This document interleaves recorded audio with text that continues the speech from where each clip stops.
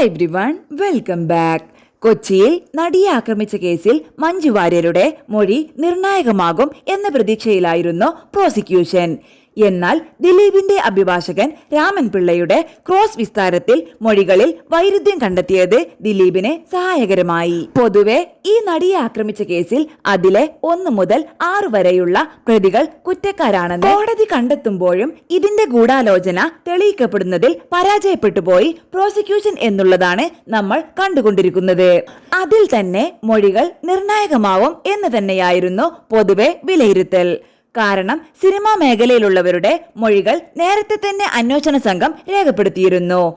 ഏറ്റവും ഒടുവിൽ കുറ്റക്കാരനല്ല ദിലീപ് എന്ന് വിധിച്ച ശേഷം ദിലീപ് തന്നെ പറഞ്ഞു വെച്ചത് മഞ്ജു വാര്യരുടെ ഒരു പ്രതികരണം. അവിടെ നിന്നാണ് ഈ ഗൂഢാലോചന വാദം ഉണ്ടാവുന്നത്. പിന്നീടാണ് തനിക്കെതിരായ ഗൂഢാലോചന സംഭവിച്ചതിനെ പറ്റി ചർച്ചയാകുന്നത്.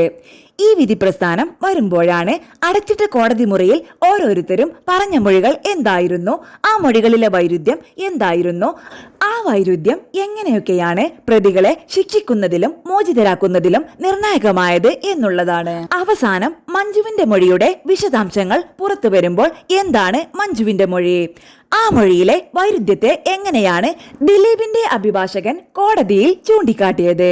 ഈ കേസിന്റെ നാൾ വഴിയിലേക്ക് വരുമ്പോൾ മഞ്ജു വാര്യർ കൊടുത്ത മൊഴി ആദ്യം ഈ വിഷയവുമായി ബന്ധപ്പെട്ട ഗൂഢാലോചന മുന്നോട്ട് വെച്ചത് ദിലീപിന്റെ ആദ്യ ഭാര്യ നടി മഞ്ജു വാര്യർ തന്നെയായിരുന്നു. അവിടെ നിന്നാണ് ഈ കേസിന്റെ ഗതി മാറുന്നതും മുന്നോട്ട് പോകുകയും മറ്റും ചെയ്തത്. ദിലീപിന്റെ വിവാഹബന്ധം വേർപ്പെടുത്താൻ ഇടയായ സാഹചര്യം അതിൽ പ്രധാന കമ്പിയായി വർത്തിച്ചത് അതിജീവിതയായ നടിയാണ്. പിന്നീടുടനീളം പ്രോസിക്യൂഷൻ അത്തരത്തിൽ ചില തെളിവുകളുടെ അടിസ്ഥാനത്തിൽ ദിലീപിനെ മനസ്സിലായി എന്നുള്ളതും അത് പിന്നീട് ദിലീപിന് ഈ നടിയോടുള്ള വലിയ വൈരാഗ്യത്തെ കാര്യങ്ങൾ കൊണ്ടെത്തിക്കുകയായിരുന്നു എന്നുള്ളതാണ് പ്രോസിക്യൂഷന് പ്രധാന വാദമായി മുന്നോട്ട് വെച്ചത്. ഇതിന് നേരെ അവർ ചൂണ്ടിക്കാട്ടിയ കാര്യം മഞ്ജുവിന്റെ മൊഴി തന്നെയായിരുന്നു.